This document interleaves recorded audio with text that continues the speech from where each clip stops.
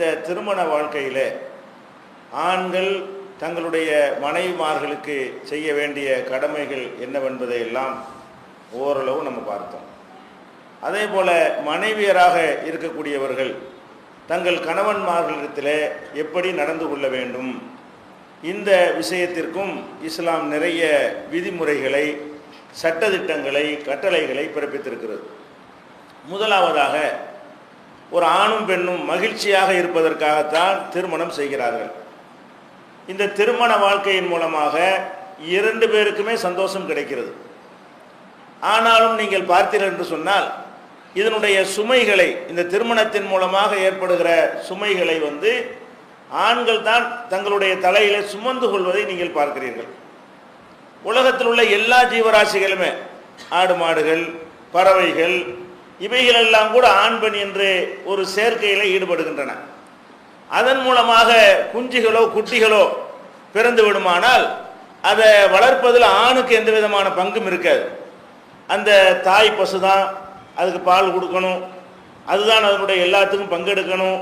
தாய் பறவை தான் பால் குடிக்க முடியலை என்று சொன்னால், பறவைகளாக இருந்தால் வெளியே போய் இறை தேடிக்கிட்டு தாய் பறவை தான் அந்த குஞ்சியை காப்பாற்றணும். அப்போ தன்னுடைய அந்த வாரிசுகளை வளர்க்கக்கூடிய அந்த பொறுப்பு எல்லா ஜீவன்கள்லையும் தாயிட்ட தான் ஒப்படைக்கப்பட்டிருக்குது. தந்தை பறவை ஒன்றுமே செய்யாது. தந்தையாக இருக்கிற வேற கால்நடைகள் அந்த குழந்தையுடைய வளர்ப்புல எந்த ஒரு பங்கும் எடுக்காது. அதே போல அந்த கர்ப்பமாக இருக்கக்கூடிய ஜீவன்கள் கஷ்டப்படுது என்று சொல்லி அதுக்கு காரணமாக இருக்கக்கூடிய ஆண் ஜீவன்களை ஹெல்ப் பண்ணுமா, ஒத்தாசையா இருக்குமா? இருக்காது. அவங்கவுங்க சந்தோஷத்துக்கு ஒரு காரியத்தை பண்ணாங்கன்னு அப்படி போய்கிட்டு இருக்குமே தவிர, அதனால் ஏற்படுகிற விளைவுகளை எல்லாம் இந்த பெண் இனம்தான் எல்லா ஜீவன்களையும் சுமந்து கொண்டு ஆக வேண்டும். அதுக்கு பக்கபலமாக ஆண் இனம் இருப்பதே இல்லை. பக்கபலமான காரணமாக இருந்த அந்த குட்டியோ குஞ்சியோ உருவாவதற்கு காரணமாக இருந்த ஆண் ஜீவன் எந்த வகையிலேயாவது உதவி செய்யுமான்னா உதவி செய்ய கண்டுகொள்ளவே செய்யாது.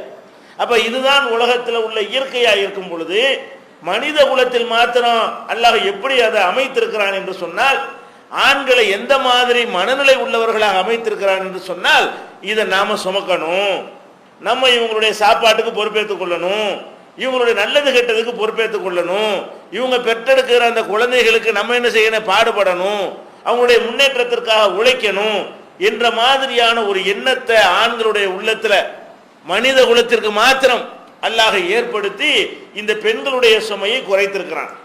முதல்ல இந்த பெண்கள் ஆண்கள்கிட்ட சரியா நடக்கணும்னு சொன்னா அடிப்படையான இந்த விஷயத்தை அவங்க புரியணும். இப்ப நம்ம சந்தோஷமா இருந்தோம், அதுக்காக நம்ம ஒரு வாரிசை சுமந்துட்டோம், ஒரு வாரிசை பெத்துட்டோம். அவன் போனா என்ன பண்றது? அது காரணமாக இருந்த ஒரு ஆண் அப்படி நிறைய நடக்குது உலகத்துல. கல்யாணம் இல்லாத வகையில வேற மாதிரி தப்பு தண்டா செய்யக்கூடியவர்கள் எல்லாம் அந்த பெண்ணை அம்போன்னு விட்டு போயிடுறாங்களே. அதுக்கு பிறகு அந்த பெண்ணு தான் அனைத்தையும் சுமக்கக்கூடியவர்களாக இருக்கிறாள். அப்படியெல்லாம் இல்லாம அப்படி செய்ய இவனுக்கு இயலும் என்று இருந்தா கூட, நம்ம மனைவி, நம்ம மக்கள் என்பதற்காக வேண்டி அவன் எவ்வளவு சிரத்தை எடுக்கிறான், எவ்வளவு கஷ்டப்படுகிறான், நமக்காக எப்படி எல்லாம் உழைக்கிறான். நம்ம இந்த குழந்தைக்கோ நமக்காக வேண்டிய போய் வெளியே போய் கஷ்டப்பட்டு பொருள் தேட வேண்டிய நிலையில நம்மளை வச்சிருக்கிறானா? ஒன்னு ரெண்டு விதிவிலக்கா இருக்கலாம், சில குடும்பங்கள்ல இது மாதிரி விதிவிலக்கு இருக்கலாம். பெரும்பான்மையாக நம்ம எடுத்து பார்த்தோம் என்று சொன்னால் ஆண்கள் தான் இதை தலையில போட்டு சுமந்து கொண்டு இருக்கிற காட்சியை பார்க்கிறோம். பெண்கள் என்ன நினைக்கணும், நம்ம கணவர் ரெண்டு பேரும் தான் சந்தோஷமா இருந்தோம், இவன் நினைச்சா விட்டு போகலாம், உன்னை எதுக்கு நான் கவனிக்கணும்னு சொல்லலாம். இதே மாதிரியான ஒரு சுகத்தை வேற மாதிரியான முறையில கூட அவன் அனுபவிக்கலாம். அதுக்கெண்டே சில பேர் தொழிலாக நடத்தி கொண்டிருக்கிறார்கள், அப்படி கூட அவன் போயிட்டு போயிடலாம். அந்த மாதிரிலாம் இல்லாம நம்மோட சந்தோஷமா இருந்து விட்டு அதனால் வர்ற விளைவுகளை, அதனால் வர்ற கஷ்டங்களையும் நம்மோடு சேர்ந்து பகிர்ந்து கொள்கிறானே, பகிர்ந்து கூட கொள்ளல, அதிகமாக சுமந்து கொள்கிறானே. அப்ப நம்ம எவ்வளவு விசுவாசமா இருக்க வேண்டும், எவ்வளவு நன்றியோடு இருக்க வேண்டும், அவர் விஷயம் எவ்வளவு கருணையோடு நடந்து கொள்ள, இதை புரிஞ்சாங்கன்னா சரியா போயிடும். பெண்களுக்கு புரியறதே இல்லை, என்னமோ செஞ்சு ஆவணுங்கிற மாதிரி செய்யாட்டி என்ன பண்ணிடுவீங்க, அதான் யதார்த்தம். அவன் மனுஷன் மாறிட்டான்னு சொன்னா நமக்கு என்ன போயிட்டா யாராலும் ஒன்றும் செய்ய முடியாது. அப்ப அவனாகத்தான் அதை என்ன செய்யறான், அதை சுமந்து கொண்டு இருக்கிறான் என்பதை பெண்கள் விளங்குனாங்கன்னு சொன்னா அப்படி தன்னால மாறிடுவாங்க. இனிமேல் நான் சொல்லக்கூடிய இந்த ஒப்பந்தங்கள்லாம் நிறைவேற்றுவதற்கு இது பேசிக் உங்க உள்ளத்துல பதியணும். என்ன பதியணும்? அவன் ஒண்ணுமே செய்யலைங்கிற மாதிரி, நம்ம தான் தியாகம் பண்றோங்கிற மாதிரி அவங்க ஒரு ஃபீலிங்ல இருந்துகிட்டு இருக்கிறாங்க பெண்கள்லாம். பெண்கள் என்ன புரியணும், ஆம்பளை எவ்வளவு சுமக்கிறான், எவ்வளவு கஷ்டப்படுறான். அது கஷ்டம்னா லேசான கஷ்டமா? நீங்கள் பெண்கள் உங்களுடைய வீடுகளில் இருக்கிறீர்கள், நினைச்ச நேரத்தில் நீங்க தூங்கலாம், நினைச்ச நேரத்தில் எந்திரிக்கலாம், நினைச்சா தலைவலிக்குன்னு சமைக்காம இருந்து கொள்ளலாம். உங்களுக்கு மேல ஆதிக்கம் செலுத்துவதற்கு யாருக்குமே கிடையாது. ஆனா ஒரு தொழிலை செய்யக்கூடியவன், ஒரு கடையில் வேலைக்கு இருக்கக்கூடியவன், அது சொந்தமா கடை வச்சுக்கிறவனா இருந்தா கூட கல்லாப்பட்டிக்கிட்ட கட்டில் போட்டு படுத்துக்கிற முடியுமா? படுத்த வியாபாரம் பண்ண முடியுமா? அவன் போனா ஒன்று நிற்கணும், இல்லை உட்காந்துட்டே இருக்கணும். ஒரு சொந்த கடையை ஒரு தொழில் வச்சுக்கிறனா இருந்தா கூட நின்று கொண்டே இருக்கணும். நினைச்ச உடனேலாம் படுக்க முடியாது. நினைச்ச மாதிரிலாம் அந்த நிறுவனத்தில் நடந்து கொள்ள முடியுமா? முடியாது. அதே மாதிரி ஒரு இடத்துல வேலைக்கு இருந்தான்னு சொன்னா எப்படி இருக்கு? அவனை தலைவலிச்சாலும் நின்றாவணும், காய்ச்சலா இருந்தாலும் நின்றாவணும். அப்ப அந்த மாதிரி எவ்வளவோ பிரச்சனைகளுக்கு தாறுமாறா முதலாளிகள் திட்டுவாங்க. அதை ஒரு பக்கம் வாங்கி கொண்டே இருக்கணும். அல்ல சொந்த முதலாளி சொந்த கடை வச்சிருந்தா கூட வாடிக்கையாளர்கள்ட்ட வரக்கூடிய பிரச்சனை, 50 ரூபா கொடுத்து 500 ரூபா கொடுத்தேம்மா, அது ஒரு தகராறு வந்துடும், சண்டை, டென்ஷனு. அவன் இன்கம் டாக்ஸ், சேல் டாக்ஸ்னு வருவானுவோ, வருமான வரின்னு வருவாங்க, லேபர் ஆஃபீஸ்ன்னு வருவாங்க. இப்படி மாண்டைக்கு மேலே பிரச்சனை எல்லாம் சுமந்து கொண்டு அவ்வளோ கஷ்டப்படுறான். சொந்தமாக ஒரு சின்ன ஒரு பெட்டிக்கடை வச்சிருந்தா கூட, ஒரு பெரிய நிறுவனத்தை நடத்தினா கூட, ஒரு இடத்துல சம்பளத்துக்கு இருந்தா கூட, அது ஒரு மூட்டை தூக்குற ஒரு வேலையை செஞ்சா கூட, ஒரு ரிக்ஷா மிதிச்சா கூட, ஒரு டீ கடை வச்சிருந்தா கூட, இவன் படுற கஷ்டம் உங்களுக்கு தெரியுமா? ஆம்பளைகள் படுற, அவன் சோத்துக்கா படுறான், அவன் சாப்பாட்டுக்கு இவ்வளவு கஷ்டப்பட வேண்டிய தேவையில்லை. அவனுக்கு 3 வேளை சோறுக்கு 50 ரூபா போதும், 100 ரூபா போதும். அப்ப அவனுடைய உணவுக்கு மட்டும் அவன் கஷ்டப்படுறான் இல்ல. நீங்க நல்லா இருக்கணும், உங்களுக்கு நகை நட்டை போட்டு என்ன செய்யணும், அழகு பார்க்கணும், நீங்க எந்த ஒரு குறை இல்லாம இருக்கணும், நீங்க பெற்றெடுத்த பிள்ளைகள் நல்ல ஆரோக்கியமாகவும் நல்ல உயர்ந்த தரத்திலையும் வளரணும் என்பதற்கு நம்ம வேலை பண்றான். எதுக்காண்டு இவ்வளவு சகிச்சுக்கிறான், இவ்வளவு கஷ்டம், இவ்வளவு சிரமம், இவ்வளவு தின்பம், இவ்வளவு விமர்சனங்கள் அவ்வளவையும் தாங்கி கொண்டு ஒன்னும் வெளியே காட்டிக்கிறவே மாட்டான். கொஞ்சம் பேர் தான் வீட்டில் இந்த கஷ்டங்களை சொல்லுவாங்க. அது விரல் விட்டு எண்ணக்கூடிய 1-2 பேர். அதை சொன்னா கூட மனைவி கவலைப்படுவாங்களோ, வீட்டில் சங்கடப்படுவாங்களோ என்பதற்காக வேண்டி வெளியில உள்ள அவ்வளவையும் அவனே சுமந்து கொண்டு, எத்தனையோ தேவைகளுக்கு நீங்கள் நெருக்கடி கொடுக்கிற நேரத்தில் கடனை வாங்கிட்டு சொந்த காசுங்கிற மாதிரி சொல்லி அந்த தேவையை நிறைவேற்றுவான். நம்ம கடன் வாங்கணும்னு வருத்தப்படுவாங்க. அப்ப அவன் எவ்வளவு பேருக்கு பதில் சொல்ற நிலையில இருக்கிறான். இதுகளை எல்லாம் நம்ம என்ன செய்யறது இல்ல, பாக்குறது கிடையாது. தொழில திரு நஷ்டமாயி போயிடும், அது தலை அவனுக்கு பாதிக்கக்கூடியதா இருக்கும். அதையும் மறைத்து கொண்டு உங்களுக்கு தேவையான விஷயங்களை என்ன செய்யறான். அப்ப பெண்கள் என்ன நினைச்சு பார்க்கணும், இவ்வளவு சிரமங்களை தாங்கி கொண்டிருக்கிறானே, நம்ம எப்படி நடந்து கொள்ள, எதுக்கு தாங்குறான், தாங்க வேண்டிய தேவை என்ன இருக்கிறது, தாங்கலன்னு சொல்லிவிட்டால் என்ன நமக்கு செய்ய இயலும், யாருக்கு என்ன செய்ய முடியும். எந்த கோர்ட்டுக்கு போனாலும் ஜமாத்துக்கு போனாலும் வாழ்க்கை செலவு 100 ரூபா 200 ரூபா கூட சொல்லுவாங்களே தவிர இப்படி சுமந்துக்கிற சொல்லுவானா? அப்படி ஏதாவது சட்டம் போட முடியுமா? ஒன்றும் முடியாது. அப்ப அந்த மாதிரி இவ்வளவு கஷ்டங்கள், ஆண்கள் படுகிற கஷ்டங்களை பெண்கள் விளங்குறதே கிடையாது. அவங்க என்ன நினைச்சிட்டு இருக்கிறாங்க, ஏதோ இது தலையெழுத்து செஞ்சு ஆகணும் என்கிற மாதிரி நினைத்து கொண்டு அவங்க ரொம்ப அந்த கணவன்மார்கள்ட்ட ரொம்ப அலட்சியமாகவும் ரொம்ப ஒரு திமிராகவும் ஒரு மரியாதை இல்லாமல் நடந்து கொள்வதற்கெல்லாம் காரணம் என்ன? அவங்களுக்கு விளங்குறதுல ஆம்பளை என்னென்னலாம் செய்யறான்னு விளங்குறது கிடையாது. இன்னும் சொல்ல போனா இந்த வெளிநாடுகளுக்கு சென்ற சகோதரர்களை பார்க்கணும். எதுக்கு வெளிநாட்டுக்கு போறான்? மனைவியோட சந்தோஷமா இருக்கலாம், பிள்ளையோட சந்தோஷமா இருக்கலாம், ஊர்ல ஒரு மரியாதையா இருந்து கொண்டிருக்கலாம், அவங்களுக்கு செக்யூரிட்டியா பாதுகாப்பா இருக்கலாம், இல்லற வாழ்க்கையில ஈடுபட்டு கொண்டே இருக்கலாம். ஆனால் என்ன பண்றான், அந்த இல்லற சுகத்தையும் தியாகம் பண்ணிட்டு, அது மார்க்கப்படி தப்புன்னு நம்ம சொல்லிட்டோம். ஆனா நீங்க என்ன நினைக்கணும், அதையும் விட்டுட்டு போய் அங்க என்ன செஞ்சுட்டு இருக்கிறான். வெளிநாடுகளில் போய் வேலை செய்யக்கூடிய நம்ம மக்கள், ஆண்கள் படுகிற கஷ்டத்தை எத்தனை பெண்கள் வழங்குறாங்க. அங்க அவன் இருந்துகிட்டு இருக்கும் போது இவங்க செய்யக்கூடிய டார்ச்சர்கள் அளவிட முடியாத அளவுக்கு இருக்கிறது. அங்க போய் என்ன பண்றான், கவர்னர் உத்தியோகம் பார்க்கறானா, பெரிய பெரிய நிறுவனங்களுக்கு முதலாளியா இருந்துகிட்டு இருக்கிறானா, அல்ல ஒரு மேனேஜரா சூப்பர்வைசர் மாதிரியான வேலைகள் இருக்கிறானா? கிடையாது. நம்ம படிக்காம போகக்கூடிய ஒரு சமுதாயம், வேற வேற சமுதாயத்துக்காரன்லாம் வெளிநாட்டுக்கு போறான். எப்படி போறான்? இங்க எப்படி அவன் உங்கள் மீது ஆதிக்கம் செலுத்துறானோ அங்கே அவன் தான் ஆதிக்கம் செலுத்துவான். இங்கே அவன் தான் மேனேஜரா இருந்து உங்கள்கிட்ட வேலை வாங்குவான். இந்த நாட்டில் மெஜாரிட்டியா இருக்கிறான்னு சொல்லி பாக்குறீங்க. முஸ்லீம் நாடுன்னு பேர், அங்க போனீங்கன்னு சொன்னா அப்ப உங்களுக்கு மேல அவன் தான் இருப்பான். ஏன் நீங்க 8ஆம் கிளாஸோட போறீங்க, அவன் அதுக்கு மேல டிகிரியோட போறான். அவன் ஒரு தொழிலை தெரிஞ்சு கொண்டு போறான், ஒரு தொழில்நுட்ப வல்லுநராக என்ன செய்யறான், அவன் அந்த நாட்டுக்கு போறான்.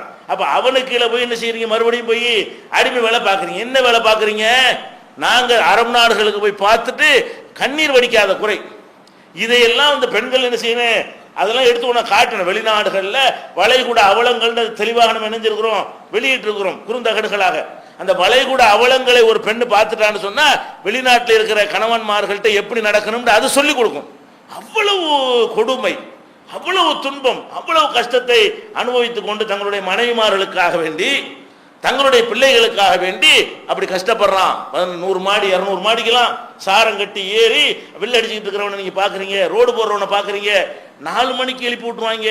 முனிசிபாலிட்டி வேலை, சுத்தம் பண்ற வேலை, 4 மணிக்கே வண்டியில அள்ளிட்டு போயிருவாங்க. ஒரு ரூமுக்குள்ள 25 பேர் அடைச்சு வச்சிருப்பாங்க. 4 பேர் தான் தங்கலாம். அதுல கொண்டு அவனை தங்க வைத்து 4 மணிக்கு எழுப்பிட்டு போய் நம்ம நாட்டை விட பல மடங்கு குளிரக்கூடிய அந்த குளிர் பிரதேசத்துல அந்த தண்ணியை ஊற்றி குடிச்சிட்டு என்ன செய்வான், ஓடுவான். 4 மணிக்கு போயிட்டு வந்து அது 2 டைம் வேலை செய்வான். எதுக்காக வேண்டி? ஓவர் டைம்னா டபுள் ஓவர் டைம். 8 மணி நேரம் வேலைக்கு பதிலாக 14 மணி நேரம் செய்யறேன். எதுக்காக வேண்டி? நம்ம பொண்டாட்டி நல்லா இருக்கணும், நம்ம பிள்ளை நல்லா இருக்கணும், நமக்குன்னு ஒரு வீடு வேணும், நமக்குன்னு ஒரு சொத்து சுகம் வேணும், நம்ம நம்ம கண்ணியமான முறையில் சமூகத்தில் தலை நிமிர்ந்து நிற்கணும். இப்படிங்கிறதுக்காக வேண்டி 16 மணி நேரம் வேலை செய்கிறான். என்ன வேலை? ரோடு போடுற வேலை, சர்வர் வேலை, ஹோட்டல்ல சப்ளையர் வேலை, இது மாதிரி முனிசிபாலிட்டியில் தெருக்களை எல்லாம் சுத்தம் பண்ற வேலை, கார்பரேஷன்ல அதிகமானவர் வேலை செய்து கொண்டிருக்கிறார்கள். சில பேர் சில கடைகளில் சேல்ஸ்மேன் மாதிரி வேலையில் இருப்பார்கள். ரொம்ப கம்மியான பேர் மேனேஜர் மாதிரியான அந்தஸ்தில் இருப்பார்கள். அப்ப நம்ம என்ன நினைச்சு பார்க்கணும், இவ்வளவு விட்டுட்டு இன்னொரு நாட்டில் பாஷை தெரியாத ஒரு நாட்டில் இந்த நாட்டில் இருக்கிற உரிமை அங்கே உண்டுமா? ஏதாவது ஒரு பிரச்சனைடா 5 ரோட்டில் நின்று கத்துறோம். நீங்க சம்பாதிக்க போற நாட்டில் கத்த முடியுமா? முடியாது. பிரதமரை கண்டிச்சு நம்ம ஆர்ப்பாட்டம் பண்ண முடியும். அங்க நீங்க ஏதாவது வாய் திறந்து பேசவாவது இயலுமா? 3 பேர் ஒன்னா கூடவாவது இயலுமா? உங்களுக்கு ஏதாவது அநியாயம் நடந்துச்சுன்னு அந்த அநியாயத்தையா தட்டி கேட்க இயலுமா? பொய் வழக்கு போட்டான்னு சொல்லி ஏத்துக்கு ரோட்ல 3 பேர் கூட முடியுமா உங்களால? இங்கே பொய் வழக்கு போட்டானா ரோட்ல மறிக்கிறீங்களா இல்லையா? நீங்கள் சம்பாதிக்க போன நாடுகள் அது மாதிரிலாம் யாருக்கா செய்ய முடியுமா? ஒரு அடிமை வாழ்க்கை. அதாவது சுதந்திரத்தை நான் பாடுபடுறோம். வெள்ளைக்காரன் அந்த நாட்டில் ஆட்சி பண்ணும்போது என்ன குறை வச்சான்? சாப்பாடு குறையா? வறுமையில் தாண்டவமா இருந்துச்சா? பட்னி சாவலாமா இருந்துச்சு? கிடையாது. 3 ரூபாயில குடும்ப வாழ்க்கை ஒட்டுமொத்த செலவும் வெறும் 3 ரூபாயில செலவழிச்சிட்டு பணக்காரனா இருப்பான். அந்த மாதிரி செழிப்பா தான் இருந்துச்சு. இல்லாத என்ன சுதந்திரம் இல்லை, பேச முடியல, கருத்தை சொல்ல முடியல, ஏன்டா செஞ்சேன்னு கேட்க முடியல. இதுதான் மனிதனுக்கு முதல் தேவை விளங்கித்தானே வெள்ளக்காரன் வரட்டணும். வெறும் பெரிய செழிப்பாக்கி சொர்க்க பூமியை ஆக்குறதுக்காக வரட்டணும். அதில் ஆக்கிவிட்டாங்களா? அவன் நரகமா வச்சிருந்தான். அப்ப நம்ம வெள்ளையர்களை எதிர்த்து நம்ம பாடுபட்டோம், சுதந்திரத்துக்கு பாடுபட்டோம். அது இருக்குதா? இன்னைக்கு பெண்கள் சுதந்திரம் வீட்டுல உட்காந்துட்டு எல்லாத்தையும் அனுபவிச்சுக்கிட்டு சுதந்திரங்கிறாங்க. சுதந்திரம் இல்லாதவன் யாரு? இந்த அரபு நாட்டில் அடிமை இருக்கான், அவன் தான் சுதந்திரம் இல்லாதவன். இன்னொரு நாட்டில் போய், மொழி தெரியாத நாட்டில் போய் இந்த அரபிகள்கிட்ட, காட்டு அரபிகள்கிட்ட கடுமையான பேச்சுக்களை வாங்கி கொண்டு இந்த குத்தகைதாரர்கள் குத்தகைக்கு வேலை எடுத்துட்டு போறானே அவன்கிட்ட பாஸ்போர்ட்டை கொடுத்துட்டு அது என்னென்ன நடக்குது? 10,000 ரூபாய் சம்பளத்துக்கு வந்து என்ன செய்வான்? 10,000 1000 ரியால் சம்பளம் அங்கே நிர்ணயிச்சு வாங்கியிருப்பான். 500 ரியாலுக்கு வேண்ட கையெழுத்து வாங்கி வச்சிருப்பான். பாஸ்போர்ட் அவங்க கையில், எல்லாமே அவங்க கையில் பொறுப்பாக இருக்கும். 1000 ரூபா அவன் வாங்கிட்டு 500 ரூபாய் இவனுக்கு கொடுப்பான். இப்படி ஏமாத்தப்பட்ட தொழிலாளி எத்தனை பேர் இருக்கிறான்? நம்ம உழைப்ப இந்த கான்ட்ராக்ட் எடுத்துட்டு கூட்டிட்டு போறானே பாதி அவன் உறிஞ்சிக்கிறான். அப்ப இவ்வளவு கஷ்டம் இது தெரிஞ்சுக்கிட்டே என்ன செய்யறான்? ஏமாறுறான். என்ன செய்யறது? நம்ம வீட்டுல அவ்வளவு சம்பாதிக்க முடியாது, நம்ம பிள்ளை குட்டியில் நம்ம சம்பாதிச்சுட்டு போகணும். இந்த மாதிரி அந்த அவல நிலைகள் எல்லாம் சுமந்து கொள்றான. இது எதுக்காக சுமக்கிறான்?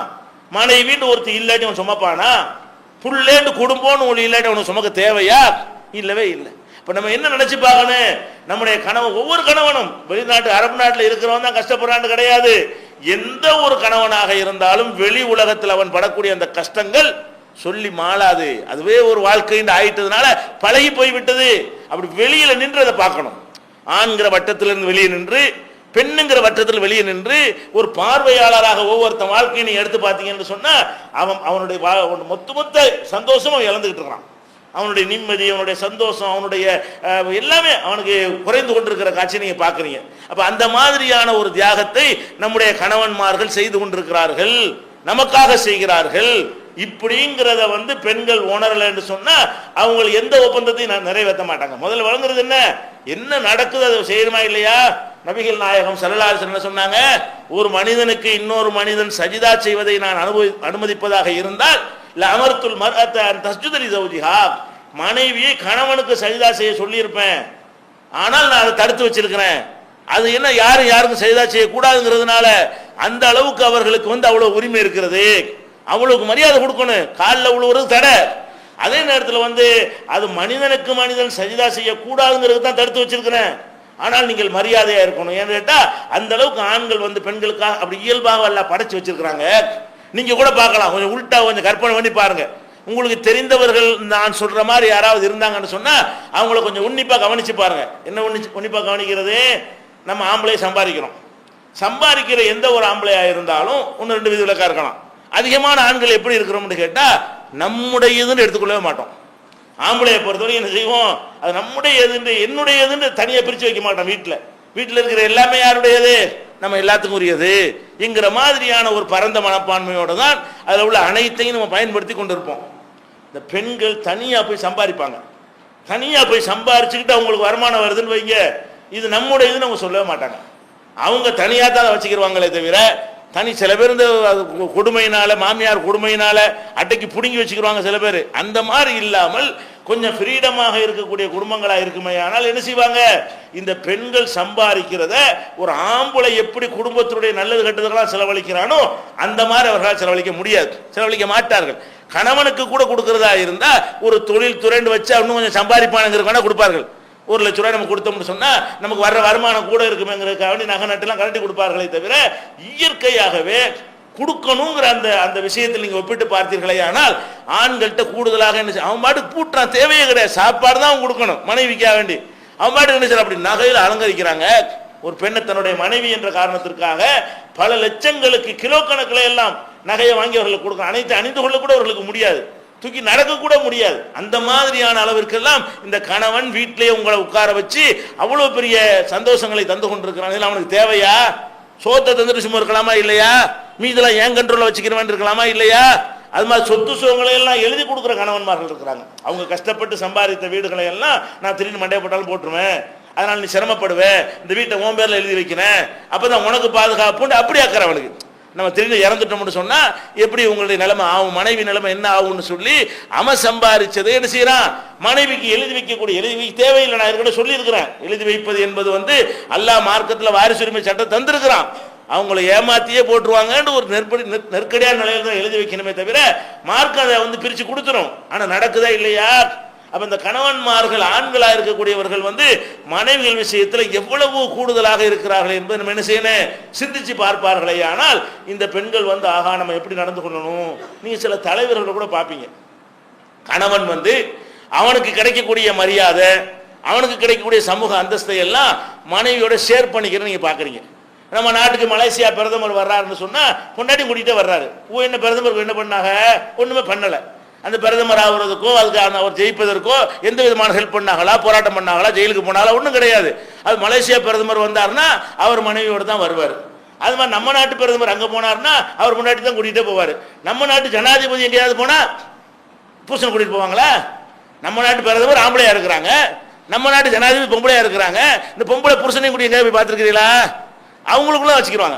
அது ஆண்களை பொறுத்த வரைக்கும் அவன் பிரிச்சே பார்க்க மாட்டேங்கிறான்.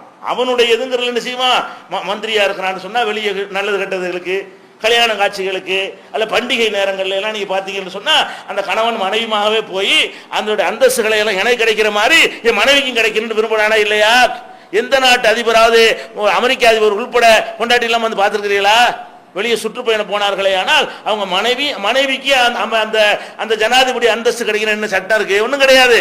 அவர் யாரையும் கூட்டிட்டு போறது, மனைவி கூட்டிட்டு போவோமே அப்படின்னு சொல்லி அந்த மாதிரி. எதுக்கு நான் சொல்றேன்னு கேட்டா இந்த அர்ப்பணிப்பு இதெல்லாம் நீங்க நினைக்கிறீங்க பெண்கள் தியாகம் பண்றாங்கன்னு. பெண்கள் விளங்கன்னு, ஆம்பளை அவனுக்கு கிடைக்கிற எல்லாத்துலயும் உங்களுக்கு பங்கு தரான். காசு பணத்துல மாத்திரம் இல்ல, மரியாதை எல்லாம் கூட என்ன செய்யறான், பங்கு தருகிறான். இலங்கையில பெண் பிரதமர் இருந்தாங்க, புருஷன் கூட்டிட்டு வந்தாங்க? கிடையவே கிடையாது. பாகிஸ்தான்ல பெண் பிரதமர் இருந்தாங்க, புருஷன் கூட்டிட்டு வெளிநாட்டுக்கு போனாங்களா? கிடையாது.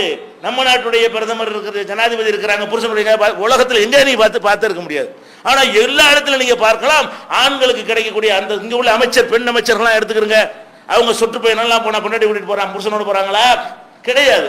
ஆனா இங்க உள்ள அமைச்சர், ஆண் அமைச்சர்கள்லாம் கூட்டிட்டு போறாங்களா இல்லையா? நல்லது கெட்டதுக்கு இந்த கள்ளத்தனம் பண்றவங்க விட்டுட்டு போவானே தவிர பொதுவாக நல்லது கெட்டதுக்கு போறவங்க கூட்டிட்டு போறாங்களா இல்லையா? அப்ப நம்ம என்ன விளங்கணும், ஆம்பளை தனக்குன்னு வச்சுக்கிற மாட்டேங்கிறான். பதவியிலிருந்து, அந்தஸ்திலிருந்து, மரியாதையிலிருந்து, சொத்து சுகத்திலிருந்து, நகநட்டில இருந்து, வருமானத்தில இருந்து எல்லாமே நம்ம மனைவிக்கு ஷேர் பண்ணணும்.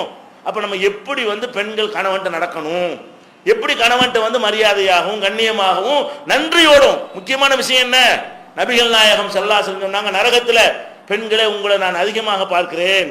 அப்போ ஒரு பொம்பளை கேட்கறாங்க, ஏன் அதிகமா நீங்க பாக்குறீங்க?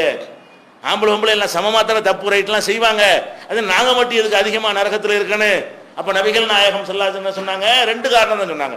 ஒன்னு தக்ஃபுர்னுல் அஷீர் ஒ துக்ஸிர்னல் லான்.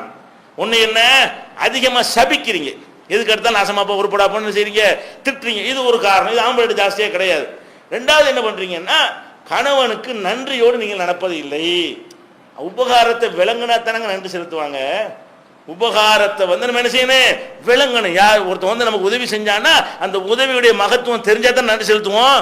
அது தெரியவே இல்லைன்னா எப்படி நன்றி செலுத்துவோம்? அப்போ ஏதோ மயக்க நிலையில் இருக்கிறவனுக்கு போய் நீங்கள் உதவி செஞ்சுட்டு வந்துட்டீங்கன்னா அவன் நன்றி செலுத்துவானா? அந்த மாதிரி இருக்கிறாங்க பெண்கள். எப்படி இருக்கிறாங்க, ஒரு மயக்க நிலையில் இருக்கிறவங்களுக்காக வேண்டி ஒருத்தன் கஷ்டப்பட்டு தூக்கிட்டு போய் ஆஸ்பத்திரியில் சேர்த்து அவனுக்கு உயிரை கொடுத்து பிழைக்க வச்சுட்டு வந்தோன்னா அவன் ஏதாவது நன்றி செலுத்துவானா? தெரியாது அவனுக்கு. இந்த நிலையில் பெண்கள் எப்படி இருக்கிறாங்கன்னு கேட்டா இதெல்லாம் பார்க்க மாட்டேங்கிறாங்க. எவ்வளவு நமக்காக இவ்வளவு கஷ்டப்படுறானேன்னு பார்க்காம உடனே என்ன செய்யறது, இப்படி சொல்றாங்க, காலமெல்லாம் லவ் அஹசந்த இலா யஹதாஹுன்ன தஹர, ஒரு காலமெல்லாம் ஒரு பெண்ணுக்கு நீ வந்து உதவிகளை செய்து கொண்டே இருந்து ஒரு நாள் உனக்கு செய்யலைன்னு சொன்னா பமா ராத்திமின்க செய்யா, உங்ககிட்ட ஒரு நன்மை நான் அடையலைன்றா பொம்பளை. ரசூல் ஸல்லல்லாஹு அலைஹி வஸல்லம் கேரக்டர் சொல்றாங்க, இது மாறணும், இதை கொஞ்சம் மாற்றணும். பெண்கள் என்ன செய்யணும், அது எப்படி, அது காலமெல்லாம் தந்தவன் வந்து ஒரு நாள் தரலன்னா ஒண்ணுமே இல்லைன்றதா? இப்ப ஏன் தரலன்னு மட்டும் கேளு. நம்ம என்ன கேட்கணும், பெண்களா இருக்கிறவங்க புருஷன்ட்ட ஒரு கோரிக்கையை வைக்கிறீங்க, அவனுக்கு செய்ய முடியலன்னு சொன்னா ஏங்க செய்யலன்னு அதை கேளு, அதுக்குரிய காரணத்தை கேளு. அதுக்காண்டி இது வரைக்கும் செஞ்சதை மறக்கிறதா, இது வரைக்கும் ஒன்றும் செய்யலைன்னு சொல்றதா? அது எவ்வளவு, அதுதான் நரகங்கிறான். சாதாரண குற்றம் அல்ல இது. கணவன்மார்கள் செய்கிற உபகாரத்தை நீங்க மறுக்கிறது எதுக்கு உரிய காரணமாவது, நரகத்தில் உங்களை அதிகமாக கொண்டு சேர்க்கிறது காரணமாகிறது. வேற வேற காரணத்தை ரசூலுல்லாஹ் சொல்லலாம், அது எல்லாருக்கும் சமமா இருக்கும். வேணும் பூஜை காத்து இதெல்லாம் தப்பு செய்யறது இங்கேயும் இருப்பான் அங்கேயும் இருப்பான், வேற போய் இப்போ ஆடுபத்தலாட்டம் இங்கேயும் இருக்கு அங்கேயும் இருக்கும், சமமா இருக்கும். உங்கள்ட்ட கூடுதலா இருக்கிற விஷயம் ரெண்டு தான். என்ன ரெண்டு? இந்த மாதிரி நன்றி கெட்ட கணவன் விஷயத்தில் நன்றி கெட்டவர்களாக நடக்கிறீங்களே, அது வந்து உங்களை கொண்டு ஏன் அவ்வளவு சிரமப்படுகிறான். இன்னும் சொல்ல போனால் மற்ற ஜீவராசியை விட நம்ம மனித ஜீவராசிக்கு அல்லாஹ் கொடுத்த கிஃப்ட் என்ன, மற்ற ஜீவராசி மாதிரி ஆக்கியிருந்தான்னு வைங்க, பயங்கரமா. நம்ம அல்லாஹ் என்ன செய்யறான், இவங்களை வந்து வேற வேற உயிரினங்கள் எல்லாம் முழுமை பெற்று தான் பிறக்கிறது. எல்லா ஜீவனுமே கருவுலையே முழுமையாகி முழு படைப்பாகத்தான் கருவை விட்டு என்ன செய்யறது, முட்டையிலிருந்து வர்ற குஞ்சாக இருந்தாலும் சரி, கன்று இந்த மாதிரி மிருகங்களாக விலங்குகளாக கால்நடைகளாக இருந்தாலும் சரி, அது எப்படி பிறக்குதான், முழுமை பெற்று பிறக்கிறது. மனுஷன் பூரா குறப்பிரசவமா தான் பிறக்கிறான். 10 மாசத்துல பிறந்தாலும் குறப்பிரசவம் தான். ஏன், அவன் முழுமை அடைவதற்கு இன்னும் 2 வருஷம் கருவுல இருக்கணும். எப்ப நீங்க நடக்கிறீங்களோ அப்பதான் நீங்க முழுமை பெறீங்கன்னு அர்த்தம். எப்ப நீங்க நடக்கிற அளவுக்கு வர்றீங்களோ அப்பதான் முழுமை பெறீங்க. மற்ற ஜீவன்கள் எல்லாம் முழுமை பெற்ற நிலையில் அது பிறக்கிறதுனால இவனுடைய தயவு தேவையில்லைன்னு கூட வாழ்ந்துடலாம்.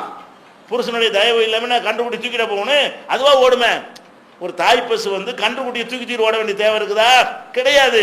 அது பாட்டுக்கு கிடைச்சி தன்னால ஓடி வரும், தன்னால பாலை குடிக்கும், தன்னால போய் படுத்துக்கிறோம், தன்னால துள்ளி விளையாடுங்க. அது முழுமை அடைந்த பிறகு பிரசவிக்கிறது. அப்ப அதுக்கு வந்து புருஷன் தயவு தேவையில்லை.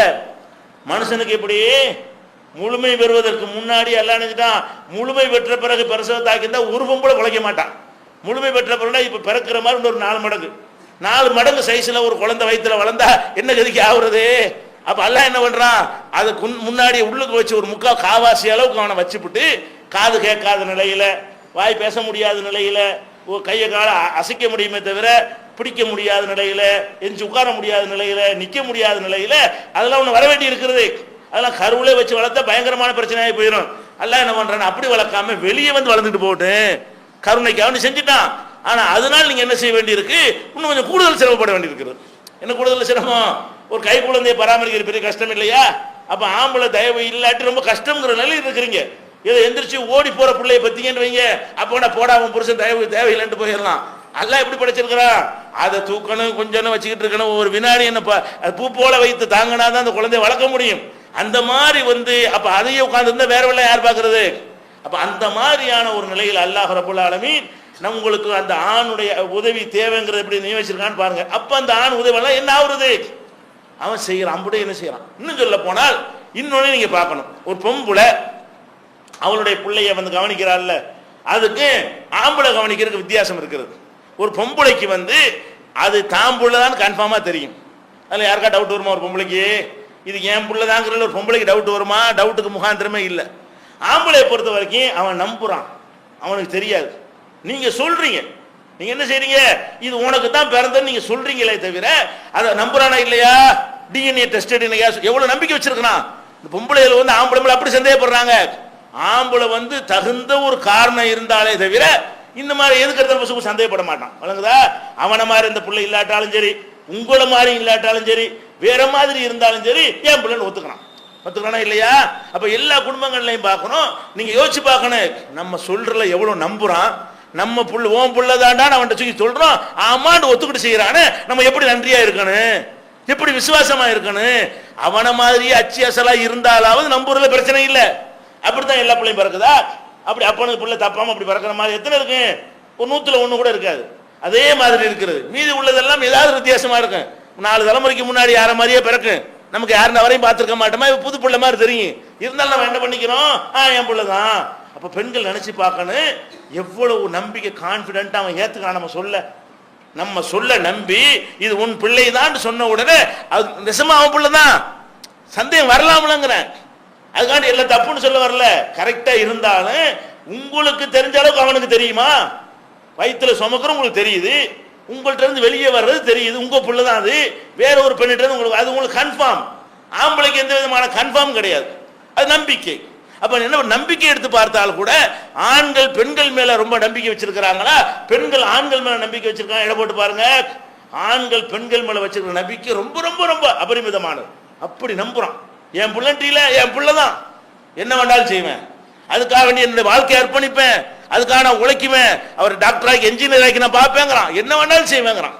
அப்ப என்ன நினைச்சு பார்க்கணும், நம்ம பெத்தோம் மறுக்கவும் செய்யலாம்ல, நம்ம பிள்ளைன்னு ஏத்துக்கிறானே, இவ்வளவு நம்பிக்கை வச்சுக்கிறான் புருஷன், அப்படி நினைத்து பார்த்தார்களே. ஆனால் இவர்கள் எப்படி நடக்கணும்? அப்ப ஆண்கள் செய்கிற அந்த தியாகங்களை, ஆண்கள் செய்கிற அந்த உதவிகளை பெண்கள் முதல்ல புரிந்து கொள்ள வேண்டும். இன்னும் அவர்கள் புரிந்து கொள்ள வேண்டிய நிறைய விஷயங்கள் இருக்கிறது. அது கண்ணியத்திற்குரிய எல்லாம் வல்ல அல்லாஹு ஜல்ல ஷானஹு தஆலாவின் நல்லடியார்களே,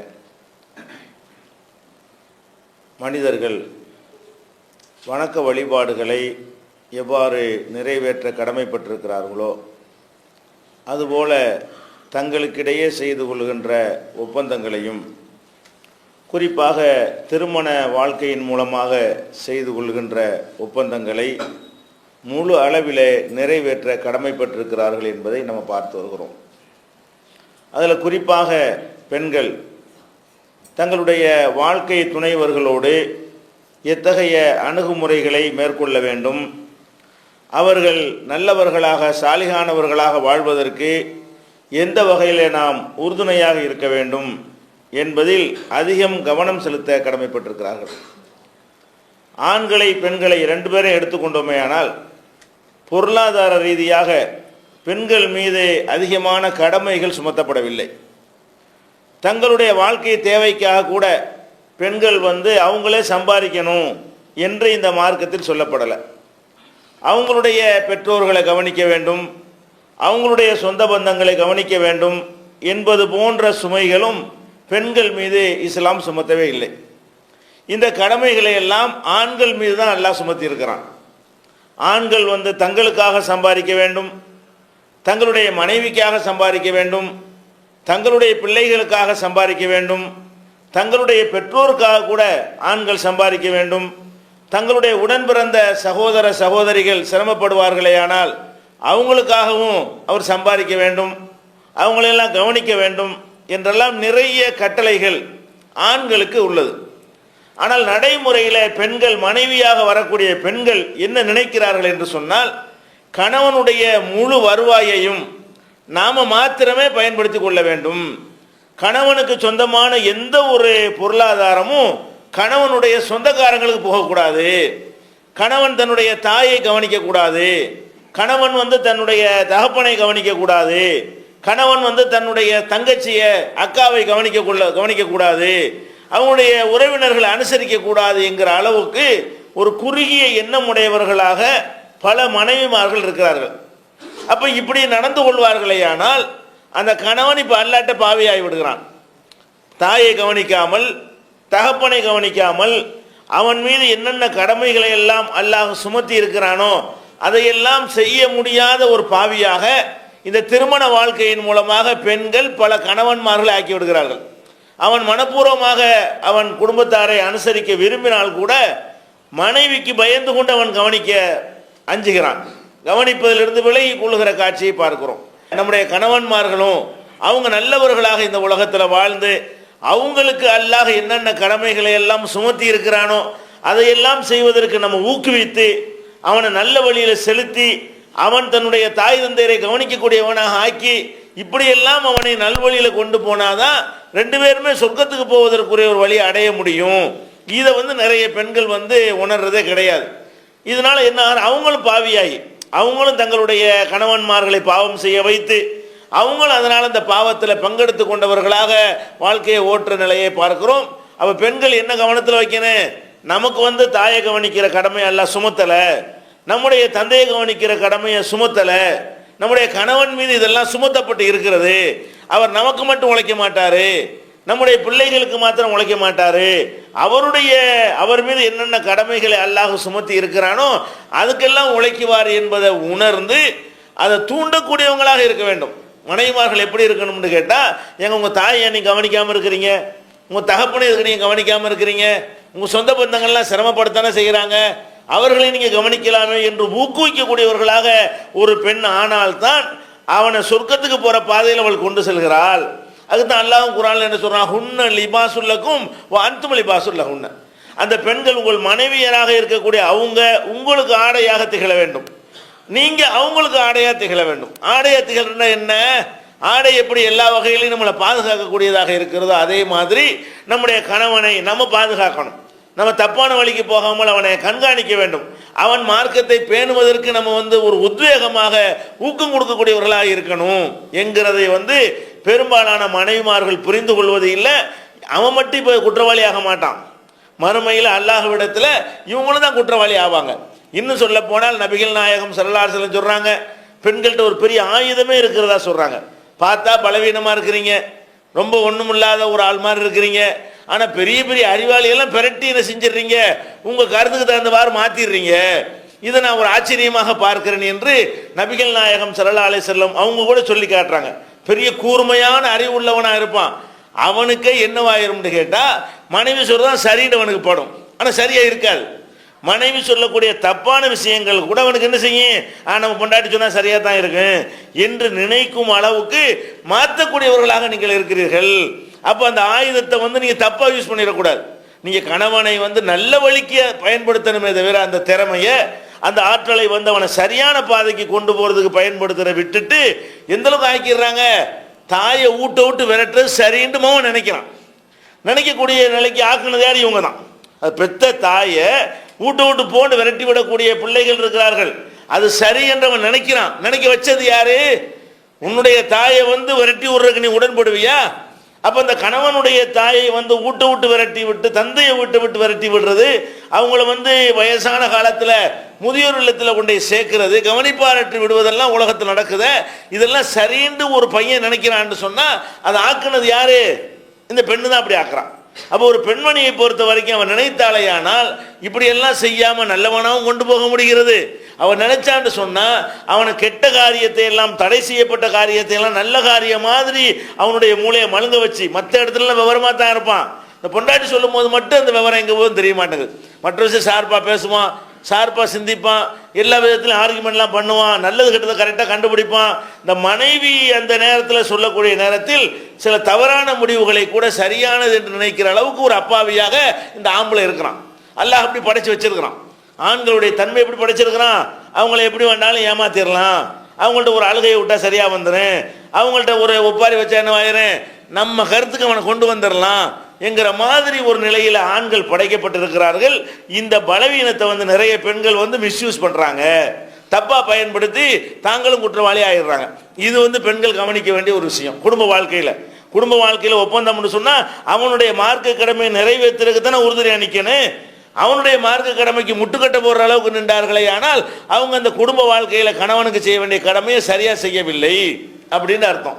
அதே மாதிரி நிறைய மனைவிமார்கள் நம்ம பார்க்குறோம், அவங்க என்ன பண்ணுறாங்கன்னு கேட்டால் கணவனுடைய வருவாயை அறிந்து அவனுடைய பொருளாதார நிலையை உணர்ந்து அதுக்கு ஏற்றவாறு தங்களுடைய கோரிக்கைகளை வைக்கிறத நம்ம பார்க்க முடியல.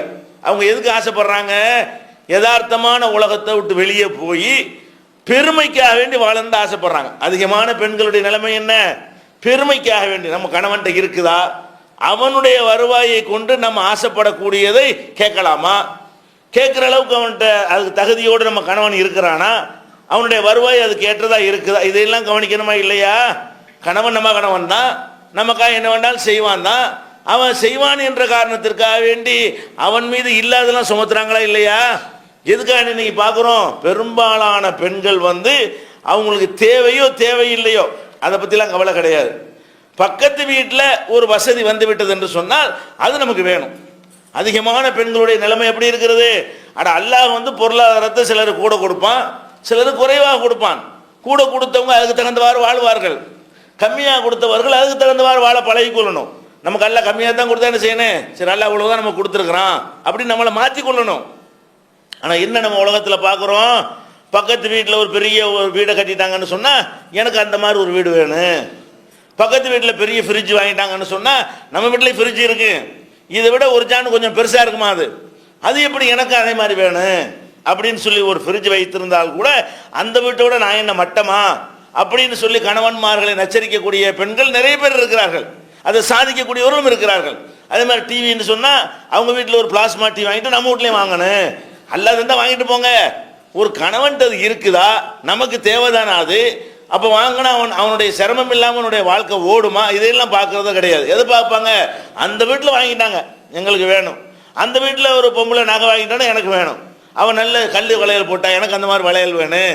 இது எப்படி இது மார்க்கத்தில் நியாயமாகுமா? அவனுக்கு சக்தி இருக்கான்னு பார்க்கணுமா இல்லையா? கணவனுடைய வருவாயை கொண்டு நீங்கள் கேட்டால் வாங்கி தருவான். எப்படி வாங்கி தருவான்? நிறைய கணவன் ஏமாளி கணவன்மார்கள் இருக்கிறார்கள். அவங்க மனைவி கேட்ட காரணத்துக்காக வேண்டி இருக்கிற தொழிலில் கொஞ்சத்தை எடுத்து அதில் நகை வாங்கி கொடுப்பான், அங்கே தொழில் உட்காந்து போயிடும். அதில் கடனை வாங்கி என்ன செய்வான்? அதை வாங்கி கொடுப்பான். அதில் பூர்வமாக இருக்கிற ஒரு சொத்து பத்தை வித்துப்பட்டு மனைவிக்காக வேண்டி அதை வாங்கி தந்துடுவான். வாங்கி தருவதற்கு அவன் என்ன சிரமப்படுவான், எவ்வளோ கஷ்டப்படுவான், அதுக்கான தகுதி அவன்கிட்ட இருக்குதா, இந்த பொருள் நமக்கு முதல்ல தேவை இருக்குதா, அதெல்லாம் பார்க்கறது கிடையாது. தேவையோ தேவையில்லையோ, இப்போ இந்த பெருமைக்கு மாவு இடிக்கிறதுன்னு சொல்லுவாங்க. அந்த காலத்தில் மாவு இடிக்கிறது ஒரு பெருமைக்கு உரிய ஒரு விஷயம். கல்யாணம் காட்சி வந்தால் என்ன செய்வாங்க? மாவு இடித்து பலகாரம் சுடுவாங்கன்னு அர்த்தம். பக்கத்து வீட்டில் மாவு இடிக்கிறதுக்காக வேண்டி தேவையில்லாட்டாலும் வெறும் உரலை வச்சுக்கிட்டு என்ன செய்வாங்க? இடிப்பாங்க. ஏன்? எங்கள் வீட்லேயும் தெரியாது, சத்தம் தானே முக்கியம். உங்கள் வீட்டில் மாவு இடித்தா எங்கள் வீட்லையும் இடிக்கிறோம் இப்படின்னு சொல்லி இந்த பெருமைக்கு மாவு இடிக்கிறேன்னு சொல்லுவாங்க. அதே மாதிரியான தன்மை பெண்கள்கிட்ட ரொம்ப அதிகமாக இருக்கிறது. உலகத்தில் உங்களுக்காக வாழுங்க, அடுத்தவங்களுக்கு வாழாதீங்க. நீங்கள் எதுக்கு வாழ ஆசைப்படுறீங்க? பிறருக்காக வேண்டி வாழ்வதற்கு நீங்கள் ஆசைப்படுறீங்க. உங்களுக்காக வாழ்வதில் நீங்கள் நிறைய ஓட்ட விட்டுறீங்க, நிறைய பின்னாடி கஷ்டப்பட போறீங்க. கணவன் சம்பாதிச்சு அதிகமாக வைத்திருந்தால் அதை நீங்கள் தான் அனுபவிக்க போறீங்க. தெரியாமல் அவனுடைய தகுதிக்கு மீறின விஷயங்களை எல்லாம் தலையெழுத்துக்கு போடக்கூடிய வகையில் பெரிய பெரிய ஆசைகளை வளர்த்து கொள்ளக்கூடிய காட்சியெல்லாம் பார்க்குறோம். ஒவ்வொரு சின்ன ஒரு பொருளை நம்ம ஆண்களையும் எடுத்துக்கிறங்க, பெண்களையும் எடுத்துக்கிறங்க. ஆண்கள்கிட்ட எவ்வளவு இருந்தாலும் அவர்கள் பெருமை அடிக்க மாட்டேங்கிறாங்க. பெண்களை பொறுத்த வரைக்கும் அவங்களுடைய எல்லா விதமான ஆசைகளும் தேவையை அடிப்படையாக கொண்டே இருக்க மாட்டேங்குது, பெருமையை அடிப்படையாக கொண்டு தான் இருக்குது. தேவைக்கு நம்ம என்ன வேணாலும் வாங்கலாம். அவங்க ஒரு ட்ரெஸ் வாங்கினா கூட எதுக்கு வாங்குவாங்க? தேவையே இருக்கு. 100 ட்ரெஸ் இருக்கும், பீரோவில் வைக்கிறதுக்கு இடம் இருக்காது. ஆனாலும் இன்னொரு 110 ட்ரெஸ் வேணும். எதுக்காக வேண்டியது வேணும்? மற்றவங்களுக்கு முன்னாடி காட்டி கொள்ளணும். உங்கள்கிட்ட இருந்தால் உங்கள்கிட்ட எனக்கு கூட இருக்குது, உங்கள்கிட்ட 100 என்கிட்ட 110, உங்கள்கிட்ட 10,000 ரூபா போட என்கிட்ட 20,000 ரூபா போடவே. இதுக்கு தான் ஆசைப்படுறார்களே தவிர அது தேவையா அதில் கவனம் செலுத்துவது கிடையாது. ஆம்பளை பொறுத்த வரைக்கும் தேவைக்கு தான் வாங்குறான், அவனுக்கு தேவையாக இருந்தால் வாங்குவான், இல்லாட்டி விட்டு போயிடுவான். பெண்களை பொறுத்த வரைக்கும் என்ன, அவங்களோட ஆசைகள்லாம் எப்படி அமைந்திருக்கிறது என்று சொன்னால் மற்றவங்களுக்கு முன்னாடி நான் பெருசுன்னு காட்டணும். ஏன் இந்த பெருமையில் என்ன உங்களுக்கு நன்மை? அதனால என்ன? இப்படி அடுத்தவர்களுக்காக வாழ்வதனால உங்களுக்கு என்ன கிடைச்சி போயிடுது? பெருமையாச்சும் கிடைக்க வேண்டிய, அதுவும் கிடைக்காது. உங்க நினைச்சு ஏமாந்துக்கிட்டு இருக்கிறாங்க. பெருமையாக கிடைக்கும். உங்கள் முன்னாடி போய் அந்த ட்ரெஸ்ஸை போய் காட்டும்போது என்ன செய்வாங்க? நல்லா இருக்குதுன்னு சொல்லிவிடுவாங்க. நீங்கள் இப்படி 2 எடுத்து வச்சோன்னு என்ன பேசிக்கிடுவாங்க? திமிரப்பாரு. இதுதான் கிடைச்ச லாபம். நீங்கள் இந்த பெருமைக்கு ஆசைப்பட்டீங்களே, அந்த பெருமைக்காண்டு போஸ்ட் அடிச்சு பாராட்டு விழாவை நடத்திடுவாங்க. முன்னாடி போய் அந்த ட்ரெஸ்ஸை காட்டும் போது என்ன செய்யும்? அந்த நேரத்தில் உங்களை பாராட்டிக்கிடுவாங்க, நல்லா இருக்குது. வாய் தான் பாராட்டேன், உள்ளுக்குள்ள அப்படி கருவுவாங்க. வாயினால பாராட்டுன்னு செய்வாங்க. இவளுக்கு வந்த வாழ்க்கையை பாருங்க, இவளுக்கு வந்து திமிர பாரு, இவளுக்கு வந்து மண்டக்கணத்தை பாருன்னு தான் மனசுக்குள்ளே இருப்பார்கள். நீங்கள் ஒரு 8 எடுத்து நவண்டு போன என்ன செய்வாங்க? உங்களுக்கு எதை பெருமைக்காக நீங்கள் காட்டினீர்களோ அதை விமர்சிப்பார்கள். மினிக்கிட்டு போகிறத பாரு, எல்லாம் புதுசாக வந்த வாழ்க்கையை பாரு, இப்படி தான் பேசி. இதில் என்ன உங்களுக்கு நன்மை? இப்படி அடுத்தவர்கள்ட்ட போய் உங்களுடைய ஆடம்பரத்தை காட்டி அவங்களுக்கு வைத்தறிச்சல் பட வைப்பதற்காக வேண்டி நம்ம கணவன்மார்கள் இந்த மாதிரி தள்ளலாமா? அவன் மீது சுமையை சுமத்தலாமா? அவன் சக்திக்கு மீறிய ஒன்றை அவன் மீது நம்ம கோரிக்கை வைக்கலாமா அப்படின்னு யோசிக்கணுமா இல்லையா? அப்போ உலகத்துக்காக நம்ம வாழ்ந்தோம். உலகத்தை வாழ்ந்து எல்லாம் உங்களால் திருப்திப்படுத்தவே இயலாது. உலகத்தில் உள்ள நடிக்கத்தான் செய்வான். பயங்கரமான விருந்து போட்டீங்கன்னா பாராட்டுவான்னு நினைக்குவீங்க. தின்றுட்டு குறைச்சிட்டு தான் போவான். என்ன செய்வாங்க? சோறாக்கி இருக்கிறாங்க அப்படி அப்படி ஒரே சாப்பாட்டுக்கு 4 விதமான விமர்சனம் பண்ணுவான். நம்ம என்ன நினைக்கிறோம்? 4 பேர் பயங்கரமான பாராட்டுவாங்க, திண்டு விட்டு குறை சொல்லிட்டு போவான். உப்பு அதிகமாக போட்டாங்க, நெய் ஜாஸ்தியாக போட்டாங்க. அதே சாப்பாட்டுக்கு இன்னொருத்தன் சொல்லுவான் நெய்யே போடலாமா. ஒரே சாப்பாட்டுக்கு நெய் கூடாமா ஒருத்தன் என்ன செய்வான்? கஞ்சப்பையில் ஒழுங்காக நெய் ஊற்றலாமா. ஒருத்தன் நல்ல வெந்து போச்சுமா. அதே சாப்பாடு வேவலாமா. ஒருத்தன் கறியை ரொம்ப போட்டாங்கம்மா. அதே சாப்பாடு கறியை கம்மியாக போட்டாங்கம்மா. ஒருத்தன் அரிசி நல்ல அரிசிமா, ஒருத்தன் மட்டை. ஒரே சாப்பாட்டுக்கு தான். இவனையெல்லாம் திருப்திப்படுத்த இயலுமா? மனுஷனுக்கு நம்ம வாழ இயலுமா? நமக்கு வாழணும். உலகத்தை திருப்திப்படுத்த, உலகத்தில் நம்ம பாராட்டுவதற்காக, உலகத்தில் நம்மளை புகழ்வதற்காக வாழ்ந்தோம்னு சொன்னால் ஒரு காலத்தில் நம்ம அவங்களை திருப்திப்படுத்த இயலாது. அல்லாவுக்காக வாழுங்க, உங்களுக்காக வாழுங்க. அப்போ அதிகமான மிஸ்டேக் எங்கே நடக்கிறது? பெண்கள் உலகத்துக்கு வாழ்றோம் என்று சொல்லி தங்கள் மீது தாங்களே மண்ணள்ளி போட்டுக் கொள்கிறார்கள். தங்களுடைய கணவன்மார்கள் மீது அவங்களே சுமையை தேவையில்லாமல் போட்டு, மிச்சமாக இருந்தால் உனக்கு தானே தரப்போகிறான், இருக்கிறதெல்லாம் வாரி நாசமாக்கிட்டு போனீங்கன்னா கடைசியில் கஷ்டப்பட்டால் உனக்கு யார் உதவுவா? அப்போ கணவனுடைய தொழில் நல்லபடியாக போய் கொண்டிருக்க வேண்டும். அதுக்கு சேதாரம் இல்லாத வகையில் நம்ம கோரிக்கை வைக்கணும். கணவனுடைய சொத்துக்கள் பாதுகாப்பாக இருக்கணும். அதுக்கு சேதாரம் இல்லாத வகையில் நம்ம கணவன்கிட்ட கோரிக்கை வைக்கணும். கணவனுடைய குடும்பத்தாரை கவனிக்க வேண்டிய கடமை அவனுக்கு இருக்கிறது. அதுக்கு சேதாரம் இல்லாத வகையில் நம்முடைய தேவைகளை கணவன்கிட்ட முறையிடணும். இந்த ஒரு விஷயத்தில் நிறைய பெண்கள் என்ன செய்கிறாங்க? தப்பு செய்கிறாங்க. எது காரணம் என்ன? இந்த மாதிரி ஒரு பகட்டை அவர்கள் விரும்புகிறார்கள். ஆனால் நபிகள் நாயகம் ஸல்லல்லாஹு அலைஹி வஸல்லம் காலத்து வாழ்ந்த சமுதாய மக்கள்கிட்ட இந்த தன்மையே இருந்தது கிடையாது. அவங்கள்ட்ட என்ன மாதிரியான வாழ்க்கையை எல்லாம் கொடுத்தானோ அதை பெருமையாக சொல்லிடுவாங்க. நம்ம எதுக்கு பெருமை? இப்போ இல்லாட்டாலும் இருக்கிற மாதிரி பந்தாடிக்கிறவன் அதெல்லாம் சஹாபி பெண்கள்கிட்ட கிடையாது. நபிகள் நாயகம் ஸல்லல்லாஹு அலைஹி வஸல்லமுடைய அந்த வறுமை இருக்குத, அவங்க பட்ட அந்த கஷ்டம் இருக்கிறத, இந்த கஷ்டங்களை எல்லாம் அவங்க மனைவிமார்கள் உலகத்தில் சொல்கிறாங்க. நம்ம என்ன செய்வோம்? அதை டபுளாக பெருக்கி நம்ம கூடுதலாக இருக்கிற மாதிரி வைத்திருச்சலை உண்டாக்குற மாதிரி தான் நம்ம வெளி உலகத்தில் சொல்லுவோம். ஆனால் ஆயிஷா நாயகி அவங்க என்ன சொல்கிறாங்க? நாங்கள் ரசூல் ஸல்லல்லாஹு அலைஹி வஸல்லமுடைய வீட்டில் இருக்கக்கூடிய நாங்கள், அவங்க மனைவியராக இருக்கக்கூடிய நாங்கள் 1 மாதம் அடுப்பில் சமைச்சே இருக்க மாட்டோம். அடுத்த பிற வந்துடும் சமைச்சிருக்க மாட்டோம். அதுக்கடுத்து ஒரு பிற வந்துடும் சமைச்சிருக்க மாட்டோம். 3 பிறை, ஒரு பிறை, 2வது பிறை, 3வது பிறைன்னு சொல்லி 3 தலைப்பிறை வந்துடும். 3 மாதம் ஓடி போயிடும். அப்போ சமையலே நடந்திருக்காது. இப்படி நாங்கள் வாழ்ந்துருக்குறோம். அப்போ சஹாபி அடுத்த தலைமுறையில் உள்ள சாபியன்கள் கேட்குறாங்க, அப்போ இப்படி வாழ்ந்தீங்க, சமையலை பண்ணாமல், அடுப்பை பற்றாமல், அடுப்பை மூட்டாமல் எப்படி உங்களுடைய வாழ்க்கை ஓடுனுச்சு? அவங்க என்ன சொல்கிறாங்க? பேரிச்சம்பழத்தை தண்ணியும் சாப்பிட்டு வாழ்த்துக்குருவோம். நாங்கள் எப்படி வாழ்ந்தோம்? 3 வேளைக்குமே பேரிச்சம்பழம் தண்ணி, அடுப்பு பத்துற வேலையே கிடையாது. அப்போ இவ்வளோ பெரிய வறுமையான ஒரு வாழ்க்கையை செம்மையாக வாழ்ந்த வழியில் சொல்கிறாங்களா இல்லையா? நம்ம இப்படி சொல்லுவோமா? நம்ம அது கேவலமாக நினச்சிக்கிட்டோம். நமக்கு அல்லாஹ் என்ன தந்திருக்கிறானோ அதுக்கு தகுந்தவாறு வாழ்வது கேவலமா? நமக்கு என்ன மாதிரியான பொருளாதாரத்தை பயன்படுத்த அல்லாஹ் வாய்ப்பை தந்திருக்கிறானோ அதை பயன்படுத்துவது கௌரவமாக நினைக்கணும். அதை பயன்படுத்துகிற கேவலம் நினைக்கக்கூடாது. அப்போ அந்த மாதிரி எல்லாம் ஆயிஷா நாயகி சொல்கிறாங்க, 3 நாள் வயிறார நாங்கள் சாப்பிட்டது கிடையாது. ரசூல் ஸல்லல்லாஹு அலைஹி வஸல்லம் குடும்பத்தினராகிய நாங்கள் 3 நாட்கள் வயிறார சாப்பிட மாட்டோம். இருக்கிறது கொண்டு வாழ்ந்துட்டு போயிடுவோம். எப்படி வாழ்ந்துருக்குறாங்க?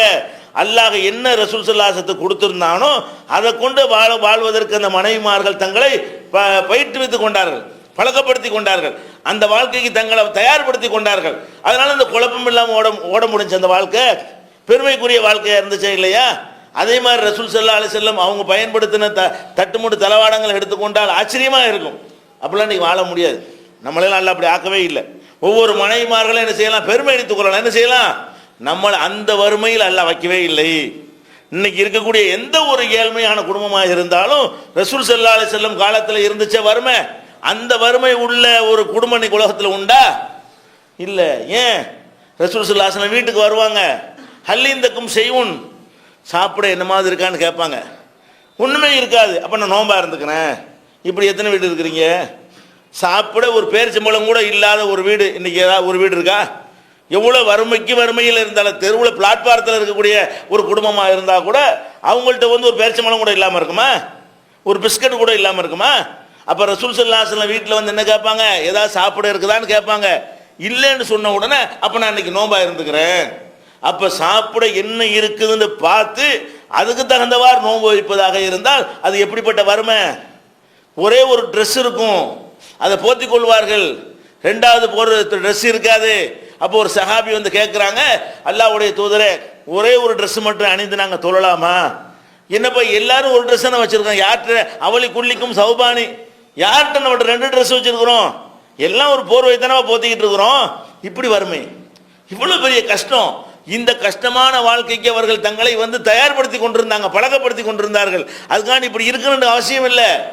அல்லாஹ் உங்களை என்ன நிலையில் வைத்திருக்கிறான் என்பதை நீங்கள் கணக்கிட்டு அதுக்கு தகுந்தவர் வாழுங்க. அல்லாஹ் அரண்மனையில் வாழ்ற அளவுக்கு தந்திருந்தான்னு சொன்னா அந்த மாதிரியான சுகங்களை கணவன்கிட்ட கேட்பதனால் கணவனை பாதிக்காது என்றால் நல்லபடி அனுபவிச்சுட்டு போங்க. அல்லாஹ் தரல என்று சொன்னா என்ன செய்யணும்?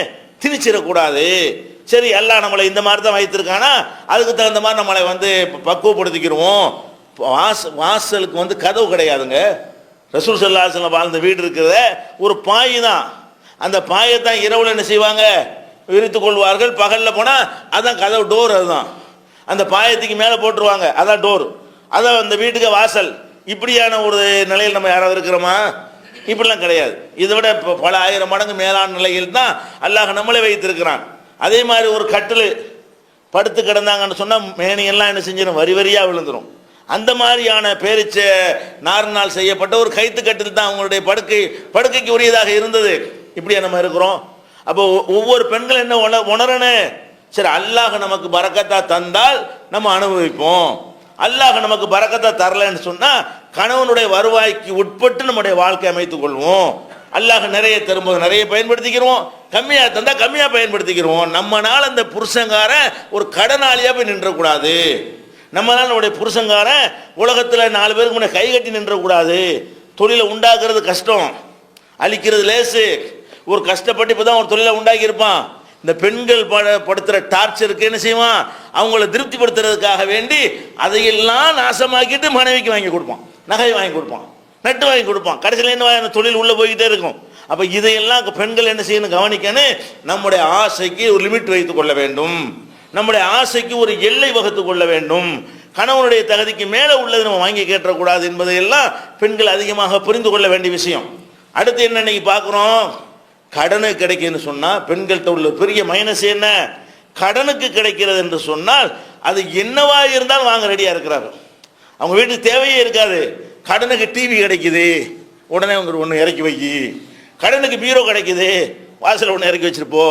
அது நமக்கு தேவையா? கடனுக்கு உன்ட்ட வாங்க வசதி இருந்தால் இப்போ தான் வாங்கியிருப்பிய. வாங்க வசதி இல்லாதனால தான் உனக்கு டிவி வாங்க முடியல. அப்புறம் என்ன கடனுக்கு கிடைக்கிறக்கா நீ வாங்குற? அப்போ கடனுக்காக கட்டில் கிடைச்சாலும், கடனுக்கு பீரோ கிடைச்சாலும், கடனுக்கு வாஷிங் மிஷின் கிடைச்சாலும் உடனே வாங்கி போட்டுறாங்க. எப்படி கொடுப்பீங்க? கடனுக்கு வாங்கிட்டு மாதம் மாதம் கொடுக்கணுமா இல்லையா? உங்களுக்கு கணவன் தரக்கூடிய அந்த பொருளாதாரம் உங்களுடைய குடும்பத்தை நடத்துவதற்கு போதுமானதாக தான் இருக்கிறது. மேற்கொண்டு மிச்சம் முடிக்கிற அளவுக்கு இருந்தால் நீங்கள் சொந்தமாக அப்போ வாங்கியிருப்பீங்க. கடன் இல்லாமல் ரொக்கத்துக்கு வாங்கியிருப்பீங்க. அப்போ நம்ம என்ன பண்ணுறோம்? கடனுக்கு கிடைக்கிறது என்பதற்காக வேண்டி தேவையில்லாத விஷயங்களை வாங்கி போடுவது. அப்புறம் அந்த கணவன்கிட்ட நெருக்கடிக்கு மேல் நெருக்கடியை கொடுத்து அவன் கடனுக்கு கட்டுவானா அல்லது வாழ்க்கைக்கு தேவைக்கு உள்ளதுக்கு செலவழிப்பானா? இதெல்லாம் கவனிக்க மாட்டேங்கிறாங்க. அப்போ என்ன பண்ணணும்? பொருளாதார விஷயங்களில் இதில் கூடுதலாக நம்ம கவனம் செலுத்த வேண்டும். நிறைய திருமணங்கள் நல்லது கெட்டது வரும்பொழுதெல்லாம் இந்த ஆடம்பரத்தில் கொண்டு தள்ளுறதெல்லாம் யார்? பெண்களை தான் இருக்கிறாங்க. கணவன் கஷ்டப்பட்டு சம்பாதிக்கிறான், ஒரு டிரைவராக இருப்பான், 1000 ரூபா சம்பளம் கொடுப்பாங்க. அந்த 1000 ரூபாயில் அவன் தனக்கு 200 ரூபாய் எடுத்துக்கிட்டு 800 ரூபாய் எங்கே அனுப்புகிறான்? அந்த நாட்டுடைய ரூபா 200 ரியாலை, 200 டாலரை அவன் செலவுக்காக வைத்துக்கொண்டு ஒரு 800 ரியாலை இந்த பக்கம் அனுப்பி வைக்கிறான். அதை கொண்டு நல்லபடியாக வாழலாமா இல்லையா? அவன் தனக்கு வைத்துக் கொள்வதை விட பல மடங்கு அதிகமாக மனைவிக்கு கொடுக்குறான். ஆனால் என்ன நடத்துகிறாங்க? ஒரு கல்யாணம்டா பந்தலை போடு, ஊரை வளைச்சி பந்தலை போடுன்னு சொல்கிற ஆள் யாரு? இவன் நான் சொல்கிறான் வேணாங்க. அவனுக்கு தெரியுது கஷ்டம். இந்த 1000 ரூபா சம்பாதிக்கிறவங்க என்ன கஷ்டப்படுறோம், எவ்வளோ சிரமப்படுறோம், எவ்வளோ அடிமை வேலை பார்க்கணும்னு அவனுக்கு தெரிகிறது. இந்த ஊர் உலகத்துக்காக வேண்டி, பெருமைக்காக வேண்டி, பந்தா காட்டுறதுக்காக வேண்டி ஊரை வளைச்சிக்கிட்டு ஊர்வலமாக பண்ணுறது என்ன, லைட்டு சீரியல் லைட்டு போடுறது என்ன, பெரிய சக்திக்கு மீறி பெரிய மண்டபங்களை பிடிக்க சொல்லி வற்புறுத்துறது என்ன, கல்யாணத்தை லட்சக்கணக்கான ரூபாயில் கொண்டு நிப்பாட்டுறது என்ன, எல்லாம் யாரான்னு பார்த்தீங்களா பொம்பளைங்களாம் தான் இருக்கிறாங்க. ஏன் இந்த பெண்கள் என்ன பண்ணணும்? நீங்கள் கஷ்டப்பட தேவையில்லைங்க, நம்ம 4 பேர் கஷ்டப்பட்டு நம்ம தரப்போகிறாங்களா? நமக்கு இருக்கிறது தகுந்தவாறு வாழ்க்கை நடத்துவோம், கல்யாணத்தை நம்ம சிம்பிளாக பண்ணிடுவோம், எளிமையாக பண்ணிடுவோம்னு சொல்லக்கூடிய பெண்கள் எத்தனை பேர் இருக்கிறோம்? இல்லை. அப்போ எல்லாமே என்னது? உலகத்துக்கு வாழணும். அந்த கல்யாணத்தை விட என் கல்யாணம் பெருசாக இருக்கணும், அந்த வீட்டுடைய விருந்தை விட என் விருந்து பெருசாக இருக்கணும், அந்த வீட்டுடைய சீரியல் அலங்காரத்தை விட எங்கள் வீட்டு சீரியல் அலங்காரம் பெருசாக இருக்கணும். இப்படித்தான் பெண்களுடைய எண்ணம் ஓட்டம் எல்லாம் இதே மாதிரி தான் சென்று கொண்டிருக்கிறது. அதுலேயும் கஷ்டப்பட்டு சம்பாதிக்கிற ஒரு சமுதாயம். வேறு வேறு சமுதாயம் நம்ம கடன் நோட்டு அடிக்கிறோமா, முறையை காட்ட நமக்கு சம்பாதிக்கிறோமா? இந்த சமுதாயம் தான் வெளிநாடுகளில் போய் பொண்டாட்டி பிள்ளைலாம் விட்டுட்டு கஷ்டப்பட்டு சம்பாதிக்கிற ஒரு சமுதாயம். அப்போ இவ்வளோ சிரமப்பட்டு ஒவ்வொரு பைசாவுக்காக வேண்டி நம்முடைய கணவன்மார்கள் வெளிநாட்டில் கடந்து கஷ்டப்படுகிறார்கள், நாயாக உழைக்கிறார்கள், அடிமை வாழ்க்கை வாழ்கிறார்கள், சுதந்திரம் இல்லாமல் இருக்கிறார்கள். இப்படி சிரமப்பட்டு வருகிற அந்த பொருளாதாரத்தை ஒரு மாலைக்கு செலவு பண்ணலாமா? அங்கே தஞ்சை மாவட்டங்கள்லாம் போனீங்கன்னு சொன்னால் ஒரு மாலை 1 மணி நேரத்தில் வாடி தூக்கி தெருவில் எரியக்கூடிய ஒரு மாலைக்கு செலவழிப்பாங்க ஒரு மாத சம்பளத்தை. ஒரு மாதம் அவன் அரபு நாட்டில் கடந்து கஷ்டப்படுவானே, அந்த கஷ்டப்பட்டு சம்பாதிக்கிற ஒரு மாத ஊதியம் எதுக்கு செலவாகும்? ஒரு மாலை. கல்யாணத்துக்கு வாங்கி போடுற மாலை சாயந்தரம் கட்டி தெருவில் எரிஞ்சிருவாங்க. இதுக்கும் ஒரு மாதம் கஷ்டப்பட வேண்டும். இதெல்லாம் எந்த சமுதாயத்தில் இருக்குது? மற்ற சமுதாயங்கள் இதெல்லாம் இருக்குதா? அப்போ கஷ்டப்படுற ஒரு சமுதாயம் பணத்தினுடைய அருமை வழங்காமல் இருக்கிறது. கஷ்டம் இல்லாமல் சம்பாதிக்கக்கூடியவன் அவன் கட்டுச்சட்டாக வாழ்க்கை நடத்தி கொண்டிருக்கிற காட்சியை நம்ம பார்க்கணும். அதனால் இந்த பொருளாதார ரீதியாக பெண்களுடைய முக்கியமான கடமை என்ன? தங்களுக்கு என்ன அல்லாஹ் தந்திருக்கிறானோ அதுக்கு தகுந்தவாறு ஆம்பளைக்கும் உள்ளது தான் இது. இருந்தாலும் ஆம்பளைகள் கரெக்டாக இருந்தாலும் பொம்பளைங்க தான் சாமி கொடுக்குறாங்க, பொம்பளைங்க தான் இயக்குறாங்க. பொம்பளை தான் இந்த மாதிரியான ஒரு பொருளாதாரத்தை தேடுறதுக்காக வேண்டி தப்பாவெல்லாம் கைடு பண்ணுறாங்க என்ற காரணத்திற்காக இதை சொல்ல வேண்டி இருக்கிறது. நபிகள் நாயகம் ஸல்லல்லாஹு அலைஹி வஸல்லம் சொன்னாங்க, நீங்கள் வாழ்க்கையில் வாழும்போது மேலே உள்ளதை பார்க்காதீங்க. என்ன சொல்கிறாங்க? நம்ம ஒரு வாழ்க்கை வாழ்வதாக இருந்தால் அடுத்தவனை பார்த்து வாழலாம். அடுத்தவனை பார்க்கறது எப்படி பார்க்கணுமா? கீழே பார்த்துருக்கேங்கிறாங்க. இப்போ நமக்கு 2 டீ வச்சுக்கிறோமா, 3 டீ வச்சுக்கிறேன், அவனை பார்க்காத, 1 டீ வச்சுக்கிறவனை பாரு. நம்ம எப்படி பார்க்கணும்? நம்மளா 2 வச்சுக்கிறோம், இந்த ஒரே ஒரு டிவி தான் வச்சிருக்கிறான் அப்படின்னு நீ பார்த்தேன்னு சொன்னால் உனக்கு இந்த மாதிரியான எண்ணமெல்லாம் அந்த நோயே தீர்ந்து போயிடும். நம்ம எங்கே பார்க்குறோம்? 2 டிவி வச்சுக்கிறோம் 3 டிவியை பார்க்காத. ஒரு வாஷிங் மிஷின் வச்சுக்கிறியா, வாஷிங் மிஷின் இல்லாதவனை வச்சு பாரு. நீ 2 மிஷின் வச்சுக்கிறவனை போய் பார்க்குற. நீ ஒரு மிஷின் வச்சிருக்கிற, பக்கத்து வீட்டில் இன்னொரு மிஷின் சேர்த்து வாங்கிவிட்டா, இன்னொரு பக்கத்து வீட்டில் அந்த மிஷின் கூட இல்லாமல் கையினால் துவச்சிக்கிட்டு இருக்கானா இல்லையா? நீ எதை பார்க்கணும்? அவனை பார்க்கணும். நம்மளாவது ஒரு மிஷின் வச்சிருக்கிறோம், அதுவும் இல்லாமல் சாதாரணமாக தான் அந்த மக்கள் இருக்கிறாங்க. இப்படி நினச்சி பாருங்க. மேலே உள்ளவர்களை பார்ப்பதை விட நிச்சயமாக கண்டிப்பாக நம்ம எல்லாரையும் விட கீழே உள்ள மக்கள் இருக்கத்தான் செய்கிறார்கள். நீங்கள் யாரை வேண்டாலும் எடுத்துகிட்டு போங்க, எவ்வளோ வறுமை நிலையில் உள்ளவங்களா இருந்தாலும் எடுத்துகிட்டு போங்க. அப்படியே கொஞ்சம் கண்ணை மூடி சிந்திச்சு பார்த்தீங்கன்னா உங்களை விட கீழே இருக்கிறார்களா இல்லையா? உங்களை விட கம்மியான வருமானம், உங்களை விட சின்ன வீடு, உங்களை விட சின்ன தேவைகளை பூர்த்தி செய்யக்கூடிய நிலையில் மக்கள் இருக்கிறாங்களா இல்லையா? அப்போ நம்ம என்ன பண்ணணும்? வாழ்க்கை வாழும் பொழுது நம்ம கீழே உள்ளவங்களை பார்த்து இதை விட அல்லாஹ் நம்மளை நல்லா வச்சிருக்கிறான், இதை விட மேலான நிலையில் வச்சிருக்கிறான், இப்படி புரிந்து நடக்கக்கூடியவர்களாக நம்முடைய வாழ்க்கை பெண்கள் அமைத்துக் கொள்ளணும். கணவன்மார்களுக்கு சிரமம் தந்துடக்கூடாது. இந்த ஆயுதத்தை எவ்வளோ கூர்மையான அறிவு படைத்தவனாக இருந்தால் கூட இவங்க எந்த தேவையே இல்லாத ஒரு விஷயத்தையும் தேவைமாறு நம்ப வச்சு அவனை ஏமாத்துற அளவுக்கு உங்களோட திறமை இருக்கிறது பெண்கள்கிட்ட. அதை நல்ல வழிக்கு பயன்படுத்துங்க, நல்ல காரியத்துக்கு பயன்படுத்துங்க. அந்த திறமையை கொண்டு கணவனை சிறந்த முறையில் முன்னேற்றம் அடைவதற்கு என்ன செய்யுங்க? அதை பயன்படுத்தி கொண்டுமே தவிர அவனை கவுத்தி விடக்கூடிய வேலையை செய்து விடக்கூடாது. இன்னும் பெண்கள் மீது நிறைய கடமைகள் இருக்கிறது. இன்ஷா அல்லாஹ் அதை அடுத்தடுத்து வரம் பார்க்கலாம். மூன் பப்ளிகேஷன்ஸ் வெளியீடுகள்: இஸ்லாமிய அடிப்படை கல்வி, திருமுறையின் தோற்றுவாய், திருக்குரானில் அறிவியல் சான்றுகள் பாகம் 1, அர்த்தமுள்ள கேள்விகளும் அறிவுபூர்வமான பதில்களும், குரான் கூறும் ஓரிரை கொள்கை, நபி வழியில் தொழுகை சட்டங்கள், மாமனிதர் நபிகள் நாயகம், குரான் மட்டும் போதுமா, ஹதீஸ்கள் குரானுக்கு முரண்படுமா, அழகிய இஸ்லாமிய பெயர்கள், இதுதான் பைபிள், ஜனாசாவின் சட்டங்கள், ஏகத்துவமும் இணை வைப்பும், திருக்குரானின் அறிவியல் சான்றுகள் பாகம் 2, இஸ்லாம் பெண்கள் உரிமையை பறிக்கிறதா, பிறை ஓர் விளக்கம், இஸ்லாம் ஓர் இனிய மார்க்கம், நபி தோழியர் வரலாறு, குற்றச்சாட்டுகளும் பதில்களும், நோன்பு, இயேசு இறைமகனா, வருமுன் உரைத்த இஸ்லாம், உண்மை தோழர் அபுபக்கர் அலி, பெண்களுக்கான நபி வழி சட்டங்கள், அறிவுச்சுடர் அன்னை ஐசார் அலி, இஸ்லாத்தில் சொர்க்கம் நரகம், நபி தோழர்களும் நமது நிலையும், துவாக்களின் தொகுப்பு, முகைதீன் மௌலிது ஒரு ஆய்வு, குரானை எளிதில் ஓதிட, நபிகள் நாயகம் பல திருமணம் செய்தது ஏன், யாக்குத்பா ஒரு ஆய்வு, நபி வழியில் நம்ஹஜ், நபி வழியில் குழந்தை வளர்ப்பு, தராவி தொழுகை ஒரு ஆய்வு, ஜக்காத் ஒரு ஆய்வு, இஸ்லாத்தில் இல்லறம், கியாமத் நாளின் 10 அடையாளங்கள், நபிகளாரின் நற்போதனைகள், மன்னரை வாழ்க்கை, பைபிளில் நபிகள் நாயகம், இஸ்லாத்தின் பார்வையில் பில்லி சூனியம், தர்கா வழிபாடு, நபிகளாரின் இறுதி நாட்கள், இஸ்லாமிய கொள்கை, சரியான ஹதீஸ்களும் தவறான ஹதீஸ்களும், சந்திக்கும் வேளையில் கொள்கை விளக்கம், பேய் பிசாசு உண்டா, கற்பனை கதைகள், நவீன பிரச்சனைகளும் தீர்வுகளும், தப்லிக் தாகலிம் தொகுப்பு, சுபகானா மௌலிது ஒரு ஆய்வு, மனிதனுக்கேற்ற மார்க்கம், நேர்ச்சையும் சத்தியமும், மனனம் செய்வோம், விளக்கப்பட்ட உணவுகள், அர்த்தமுல்லா இஸ்லாம், குர்பானியின் சட்டங்கள், தொழுகை, இஸ்லாத்தின் பார்வையில் கனவுகள், இஸ்லாமிய திருமணம், இறைவனிடம் கையேந்துங்கள், மீராஜும் அதன் படிப்பினைகளும், வேதம் கொடுக்கப்பட்டோர் யார் மற்றும் prophet Mohammed the greatest man